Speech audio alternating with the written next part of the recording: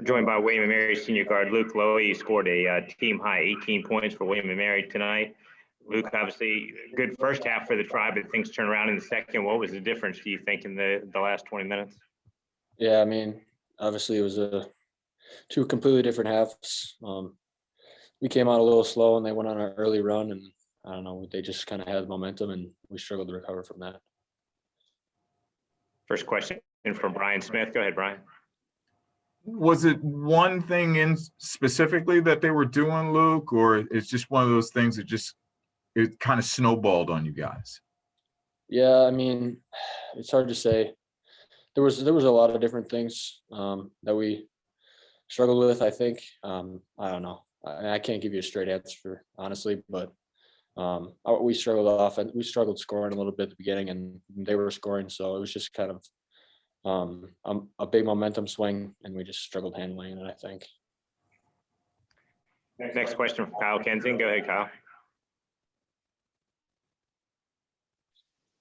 Yeah, let's see if my microphone's working. I apologize. But, Luke, when you reflect on how this season's kind of gone and the challenges that went into it and everything, I mean, what would you say was kind of the key determining factor or the key characterization that you would put on this team, like the label you would give these guys? Obviously, like you said, this year has been, I mean, it's been a roller coaster. It's definitely the weirdest year of basketball I've ever been a part of, and I'm sure everyone playing this year would say the same thing. But I mean, I'm proud of these guys. We've been through a lot as a team, a lot of ups and downs, COVID breaks, quarantining, workouts in our living rooms, and I mean, we had a young team, but those guys are tough, and I'm proud of how we handled all the adversity and how we bounced back from adversity and how we handled the roller coaster of the year. So. Next question from Dave Johnson. With everything being so in and out with the schedule this year, how were the legs in the second half, especially as they came out firing? Was there any fatigue there?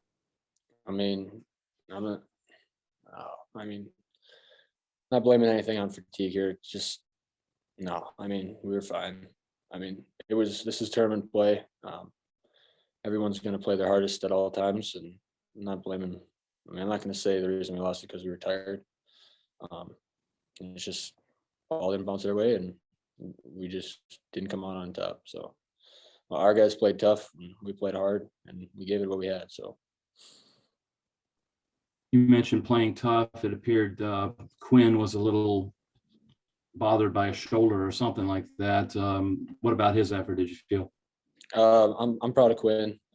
Obviously, he had he got his shoulder banged up in the first half, and right after that happened, I remember kicking it to him and him hitting the three from the corner. So, I mean, I told him at halftime I needed him to be the second toughest player on the floor for us. So, I think he responded great, and I mean, he's a tough kid. So, I mean, props to him for playing through that injury. I don't really know how bad it is, but I mean, playing through anything is tough. So, I'm proud of how we came back and he played his hardest for us. So.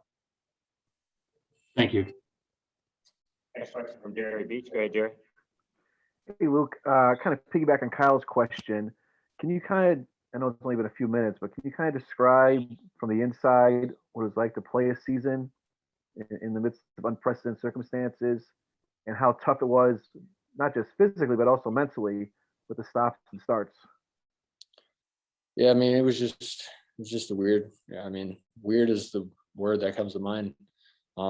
Playing games with no fans. I know some of the younger guys on our team know no different because it's their first year doing it. But a guy like me playing in CAA games, they're usually packed, and I mean, you get momentum from crowds and you feed off that kind of stuff, and it's just weird. It's kind of like playing a scrimmage against another team sometimes in a regular season game. So, I mean, sometimes it was hard to handle, but I mean, the teams that made it through it and could create their own energy were usually the ones that were successful during the weird times like this. Do you think only those who played and coached this year can fully understand what it's like to go through the season like this? That it's impossible for someone on the outside to know what went into the season and the challenges that accompanied it? Yeah, I mean, I'm not sure exactly because I mean, this has never really happened. So I'm not sure exactly how to answer that question, but yeah, from the inside, it was just odd. I mean, getting 2 road wins and then being shut down for 2 weeks and not even being able to leave your house. And I mean, it's just strange. So it's hard to get a feel on it from the inside and definitely from the outside. It's hard to explain. I got time for 2 more. Milton Poster, go ahead, Milton. Hey, Luke, in light of Northeastern kind of throwing a lot of these lineups at you, because they were adapting, because they had guys who were missing, was there something that they did matchup wise, strategy wise, that kind of surprised you based on how you guys have been game planning? I mean,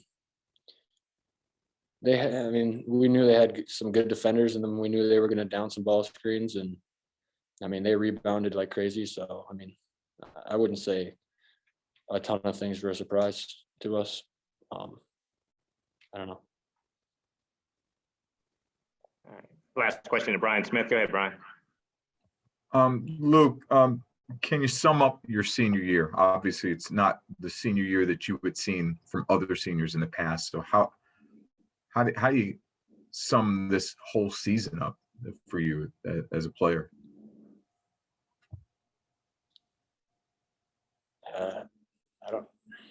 I don't really know how to answer that question. It's kind of like a roller coaster, I guess. I mean, we played our first game, and after our first game, we went on a 2-week pause, and from then on, it was just like, it was just kind of like a roller coaster. So, I mean, that's the best way I can put it. All right. Thanks, Luke. Thank you, Luke. Thanks. Joined by William & Mary head coach Dane Fisher. And Dane, obviously a good first half, up 25 at halftime, and then the tables turned in the second half. What was the difference in your mind? Well, I thought we came out a lot like we did last night with really good defensive focus and energy, and we were able to get the ball. And then on offense, we were able to get the ball in the paint and get some stuff around the rim. Obviously, knocked down a couple of threes in the first half, which really helped us. And then in the second half, we just couldn't get anything going offensively. And they did a great job of, trying to take us out of some of our stuff. And I thought we had some shots around the rim that we missed that certainly needed to make, a couple of trips to the free throw line that didn't convert on. And then they got going a little bit in transition and then making some threes from the outside. So I was really, really proud of our effort. And I thought our guys played really tough for the second night in a row, and it was great to see. But certainly got to give credit to Northeastern, who they played terrific in the second half. First question from Dave Johnson. Go ahead, Dave. Hey, Dane, it appeared that Quinn was really toughing out a shoulder or something. What was his situation? Yeah, I think what you just said, it was a shoulder or something. I don't know, all the details of it either, but he came down pretty hard in the first half, really early in the game, and just hurt his shoulder. And did whatever we could to work on it to get him to be able to be in a place that he could play. And trainer said he was good to go. And Quinn kept saying, like, "Coach, I'm good. I'll go out there and play." So, credit to him for being able to to fight through a little bit of pain there. Did you sense at all that legs were an issue in the second half? I mean, not just necessarily playing the second time in 2 nights, but the way the schedule has been lately, and you've been so in and out with playing. Well, I think that your legs are always a factor in any tournament setting because we all play back-to-back days. So, I thought our guys competed in both halves, and sometimes your legs might feel a little more tired when the ball doesn't go in as many times as you want it to. But it certainly can't be an excuse for us. Thank you. Yep. Next question to Brian Smith. Go ahead, Brian. Yeah, Coach, you had mentioned how hard these guys had worked at this, and I was looking at the shooting from the floor and stuff like that. Is there a helpless feeling on your part as a coach, because you're doing everything you can on your part. Sometimes it's just not going to go in the basket. Is that normally the case? Yeah, sometimes that does happen, and I think that our guys were doing the same. I think they were trying to do everything they could, and sometimes we just either couldn't make shots or weren't able to generate a good enough look. And we're doing all the weekend as well. And I thought Northeastern did a great job in the second half of really guarding on the ball. And in the first half, we were able to get in the paint and finish and make some plays off of that. And I thought that they did a really nice job of really limiting our ability to get in the paint in the second half. Next question to Milton Posner. Go ahead, Milton. Hey, Coach, I was curious what your strategy was for trying to contain Chris Doherty on the inside, and whether you tried to adjust that strategy throughout the game. Well, we talked about him coming into the game, and obviously he had missed the last couple of games. He's a terrific offensive rebounder, and obviously we saw that tonight. We just talked about every time the ball goes up, we got to have a body on him, if not two.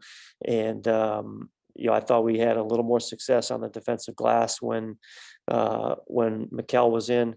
I thought Ben struggled with the physicality with him, but he certainly had a huge impact on the game. 8 offensive rebounds is way too many for anybody to have. Next question from Jerry Beach. Go ahead, Jerry. Hey, Dane, a couple of quick ones for me. I asked Luke if he could I'll ask you the same thing. Can you kind of describe what it was like from the inside this year, trying to play this season, and the challenges, mental and physical and otherwise, that presented themselves with the herky-jerky nature of playing in a pandemic? Yeah, it was certainly different. I think I heard Luke say the word weird, and that's probably a good way to describe it. Because in addition to all the challenges that you face with the starts and stops and the quarantines and canceled games and postponements and all of that, you're also playing an entire season without any fans. And, some of these guys, some of their families were able to come to some games and some of them weren't, or some of it was,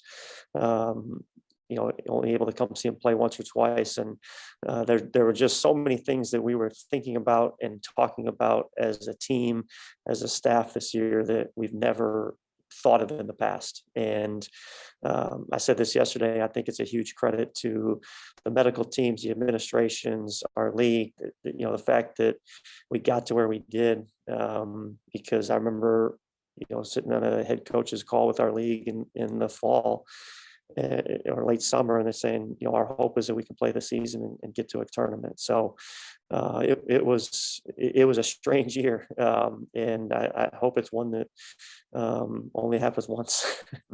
And every season, for the 9 teams that don't win the tournament, it ends abruptly and suddenly.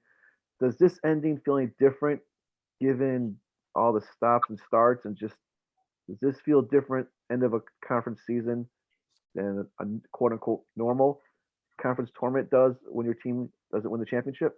Yeah, probably a little bit of both.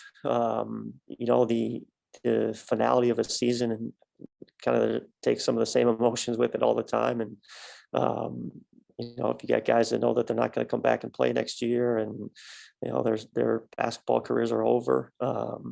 Obviously there's a, potential for some guys to return. But, and also it's different in that this was, I think, our 15th game or 16th game, or I don't know, what was it? 17th game? 17th game, and, typically you're played 31, 32, 33. So it's really strange in that sense as well.